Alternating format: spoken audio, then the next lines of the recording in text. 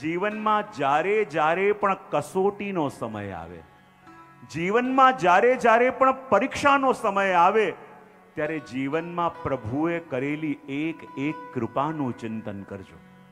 હું હંમેશા કહેતો હોઉં કે જે વસ્તુ પ્રભુએ નથી આપી એની ફરિયાદ તો જીવનભર કરીએ છીએ, પણ પ્રભુએ એવું ઘણું આપ્યું છે જે મેળવવાની પાત્રતા આપણી પાસે નથી. યદિ એનો ધન્યવાદ માની ન શકીએ તો પ્રભુએ જે નથી આપ્યું એની ફરિયાદ કરવાનો આપણો અધિકાર નથી.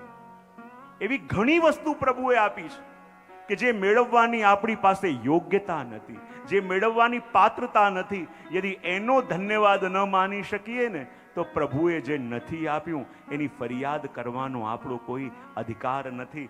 અને અહીંયા કુંતાજી એક એક કૃપાનું ચિંતન કરે છે. જ્યારે જ્યારે પણ જીવનમાં કસોટી થાય, એક એક કૃપાને યાદ કરજો કે જીવનમાં કેવી કેવી સમસ્યાઓ આવી હતી, કેવી કેવી પરિસ્થિતિઓ આવી હતી.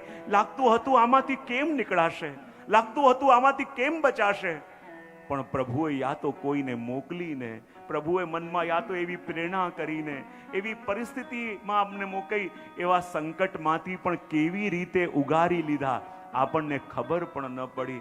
અને એટલા માટે કહે કુંતાજી કે જીવનમાં થયેલી એક એક કૃપાનું ચિંતન કરવું. કારણ કે આપણો સ્વભાવ શું છે, જ્યારે જ્યારે પણ વિકટ પરિસ્થિતિ હોય, જ્યારે જ્યારે જીવનમાં સંકટ હોય, ત્યારે ત્યારે તો આપણે એને યાદ કરીએ છીએ, પણ જેની કૃપાથી સમય બદલાય છે, જેની કૃપાથી સારા દિવસો આવે છે, અને જ્યાં દિવસો બદલાય અને સૌથી પહેલા આપણે એને જ ભૂલીએ છીએ કે જેની કૃપાથી આ દિવસો બદલાયા છે.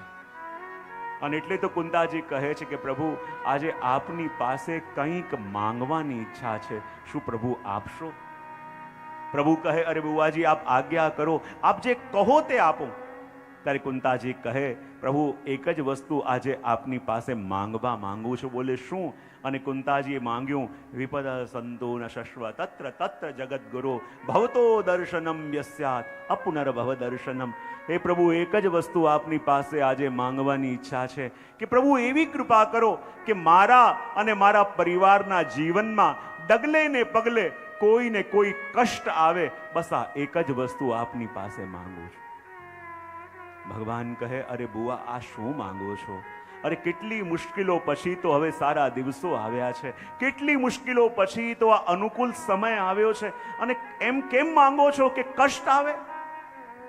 કુંતાજીની આંખોમાં આંસુ આવ્યા કે પ્રભુ આ મનુષ્ય બહુ સ્વાર્થી છે. જ્યારે એને જરૂરત હોય તો પ્રભુ રોજ આપના શરણે આવશે, રોજ આપના સાનિધ્યમાં આવશે કે પ્રભુ કૃપા કરો, પ્રભુ કૃપા કરો. અને જ્યારે પ્રભુ કૃપા કરે, દિવસો બદલાય અને સૌથી પહેલા એ મનુષ્ય ભૂલે છે તો પ્રભુ આપને ભૂલે છે. અને એટલે પ્રભુ કહું કે મારે એવી સંપત્તિ ન જોઈએ જે સંપત્તિને મેળવીને પ્રભુ મારે આપને ખોવા પડે. આજે માણસને સંપત્તિ મળે અને સંપત્તિ મળી, યદિ પ્રભુ આપની માટે ટાઈમ ન હોય તો માનો સંપત્તિ મળી અને જેણે આપી એને ભૂલ્યા. તો પ્રભુ એવી કૃપા કરો કે મારા ડગલે ને પગલે કોઈ ને કોઈ વિપત્તિ આવે. કારણ કે જ્યારે જ્યારે પણ કષ્ટ આવશે ને તો પ્રભુ અમે આપનો સ્વભાવ જાણીએ છીએ, આ બધું સહન કરી શકો, પણ એના ભક્તોના જીવનમાં કોઈ પણ કષ્ટ આવે પ્રભુ આપનાથી સહન થતું નથી. અને પ્રભુ એની રક્ષા કરવા માટે આપ દોડીને પધારો છો. અને જ્યારે હૃદયની અંદર એ ધન્યવાદનો ભાવ જાગે ને, હું ઘણી વાર કહેતો હોઉં છું, એ પ્રસંગ મને બહુ પ્રિય લાગે છે, કારણ કે એ ઘટના મને પણ બહુ સ્પર્શી ગઈ હતી. એટલે વાત હું ઘણી વાર કહેતો હોઉં છું કે જ્યારે એકવાર અમે ચેન્નઈમાં હતા અને એક વૈષ્ણવ મને મળવા માટે આવેલા હતા અને કહેતા હતા કે જે બહુ જ તકલીફો ચાલે છે અને બહુ પ્રોબ્લેમ ચાલે છે. હું ઘણું એમને સમજાવતો હતો, પણ પોતે પોતાનામાં એટલા બધા ડૂબેલા હતા કે કોઈ કામ થતું નથી, બહુ જ પ્રોબ્લેમ છે, બહુ મુશ્કેલ છે, હું શું કરું? ઘણું સમજાવવાનો પ્રયત્ન કર્યો પણ વાત એમને ગળે નથી ઉતરતી. અને એ દિવસે અમારા પુષ્ટિ પરિવાર દ્વારા ત્યાં એક જે મેન્ટલી ચેલેન્જ બાળકો હોય એની સ્કૂલમાં અમારી કંઈક વિઝિટ હતી. એ લોકો ત્યાં રહેતા હતા, ત્યાં જવાનું હતું. એટલે મેં એમને કહ્યું કે એવું કરો તમે પણ જોડે આવો. અને એ મારી સાથે ત્યાં આવ્યા અને જ્યારે ત્યાં અમે લોકો બધા ગયા, નાના નાના બાળકો હતા, કોઈનો એક આંખ નથી, કોઈનો એક હાથ નહોતો, અને દરેકની એવી સ્ટોરીઓ હતી કે એમના પરિવારજનો દ્વારા જ એટલી બધી પીડા એમણે ભોગવી પડી છે. અને જ્યારે અમે લોકો બેઠા તો ત્યાં એક નાનકડી દીકરી હતી, અને એ દીકરીના બંને હાથ નહોતા, અને બંને પગથી મંજીરા લઈને એ કીર્તન કરતી હતી. જ્યારે કીર્તન ચાલતું હતું ત્યારે એ પોતાના નાનકડી 5-7 વર્ષની દીકરી અને એના બંને પગમાં મંજીરા લઈને એ કીર્તન કરતી હતી. એટલે ત્યાંના જે વોર્ડન હતા, એ વોર્ડનને મેં પૂછ્યું કે આ દીકરીને શું થયું? ત્યારે એણે કહ્યું કે શું કહું આપને, એના જે પિતા છે એને પહેલાં 2-3 દીકરીઓ હતી, અને જ્યારે આ દીકરી થઈ તો એના પિતાને બિલકુલ ન ગમ્યું, અને નાની હતી ત્યારે એના પિતા એને ટ્રેનમાં લઈ ગયા અને ચાલુ ટ્રેનમાંથી આ દીકરીને ધક્કો મારી દીધો. અને જ્યારે સામે પડી, બંને હાથ પડ્યા, અને ત્યાંથી સામેથી કોઈ ટ્રેન ગઈ અને એને કારણે એના બંને હાથ કપાઈ ગયા. અને ત્યારે આ સાંભળીને હું કમકમી ગયો કે એના સગા પિતાએ આવી રીતે કર્યું, બંને હાથ એના કપાઈ ગયા. એ તો તામિલ હતી.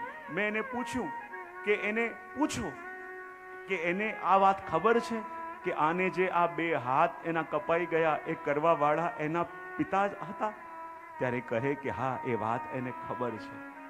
મેં કહ્યું કે જ્યારે એ કીર્તન કરે છે, આ મંજીરા વગાડે છે, તો એને પૂછો કે જ્યારે પ્રભુની સામે બેઠી છે, એના સગા પિતાએ એની સાથે આવું કર્યું છે, તો એ જ્યારે પ્રભુની સામે બેસે છે તો એના મનમાં કોઈ પણ ફરિયાદ કે કમ્પ્લેન આવે છે?